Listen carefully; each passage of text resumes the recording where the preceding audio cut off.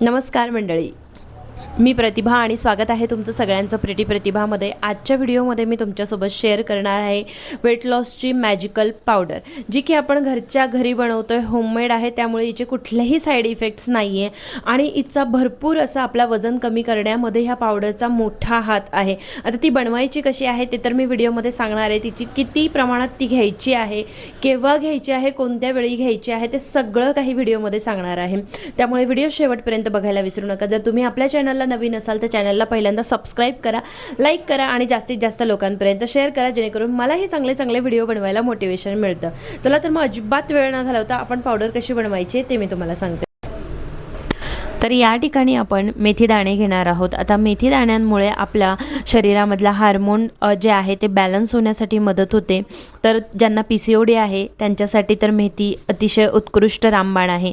त्यानंतर 2 चमचे मी या ठिकाणी जिरं घेतलं। आता जिऱ्याचं आपल्याला सगळ्यांनाच माहिती आहे की जिऱ्यामुळे आपलं पचन होतं, गॅसचे जे प्रॉब्लेम आहेत ते नाहीसे होतात। त्यानंतर या ठिकाणी आपण मोठे 2 चमचे एवढी बडीशोप घेते। बडीशोपमुळे पोटाला थंडावा राहतो आणि तसेच ज्या लोकांना जास्त गोड खाण्याची इच्छा होते तर बडीशोपमुळे ती कमी होते।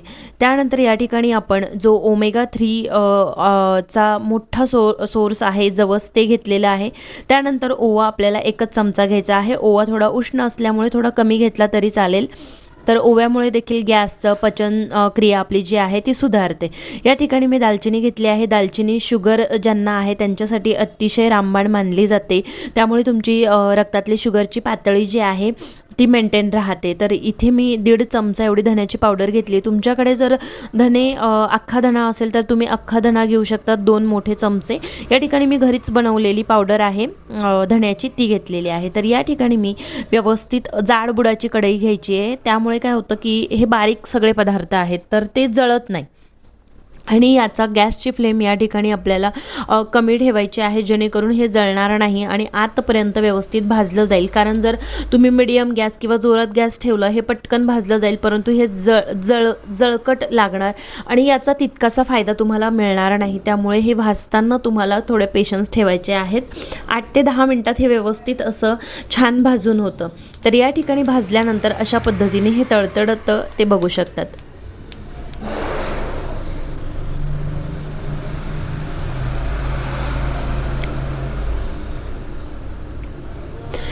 त्याचबरोबर तडतडल्याबरोबरच याचा अतिशय सुंदर असा घमघमाट तुम्हाला येणार आहे, छान वास येतो याचा हे सगळं भाजलं गेल्यानंतर।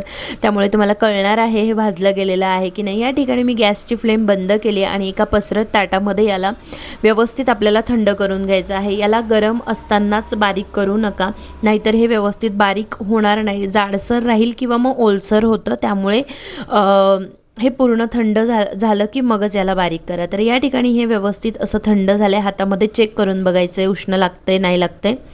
तर जर समजा हे वाटताना तुमचं जी पावडर आहे ती जाडसर झाली तर काय करायचं, एका चाळणीने याला व्यवस्थित चाळून घ्यायचं आणि उरलेलं जे जाडसर असेल ना ते पुन्हा बारीक करा, नाही तर मग ते काय होतं पितांना थोडंसं घशामध्ये वगैरे येणार, तर ते तुम्हाला आवडणार नाही। त्यामुळे ही पावडर करताना थोडी जास्त बारीकच करा। तर जी आपली धण्याची पावडर होती तीही मी यामध्ये घालून याला व्यवस्थित अशा पद्धतीने बारीक करून घेतलेला आहे, तुम्ही बघू शकता। आता ही पावडर कोण नाही घेऊ शकत, तर ज्या महिला प्रेग्नंट आहे त्यांनी ही पावडर घ्यायची नाही, कारण ही उष्ण आहे। तसंच ज्यांना काही अदर हेल्थ इश्यू असतील त्यांनी डॉक्टरशी रिकमेंड करा आणि त्यानंतरच ही पावडर घ्या। तसंच पावडर चांगली आहे, फायद्याची आहे, म्हणून एकाच्या ठिकाणी 2 चमचे आपल्याला अजिबात हिला घ्यायची नाही आहे, कारण कुठलीही गोष्ट जास्त प्रमाणात घेतली तर तिचा आपल्याला त्रासच होणार आहे। म्हणून हिचा योग्य प्रमाण आहे की तुम्ही अर्धा ते पाऊण चमचा या ठिकाणी पावडर घ्यायची आहे आणि त्यामध्ये गरम पाणी घालायचं आहे। ही तुम्हाला लगेच घ्यायचं असेल तेव्हा करायचं आहे की जास्त गरम पाणी घालून याच्यामध्ये मिक्स करून घ्यायचं आहे। नाहीतर दुसरा एक पर्याय आहे, रात्रीच ही पावडर थोड्याशा पाण्यामध्ये भिजवत घालायची आहे आणि दुसऱ्या दिवशी थोडं कोमट पाणी यामध्ये घालून हिला सकाळी तुम्हाला घ्यायचं आहे। ज्यांना पित्ताचा त्रास असेल त्यांनी काही खाल्ल्यानंतर म्हणजे जेवणाच्या नंतर घेतली तरी चालेल। तर कसा वाटला व्हिडिओ मला नक्की सांगा, आवडला असेल तर लाईक शेअर सबस्क्राईब नक्की करा। धन्यवाद।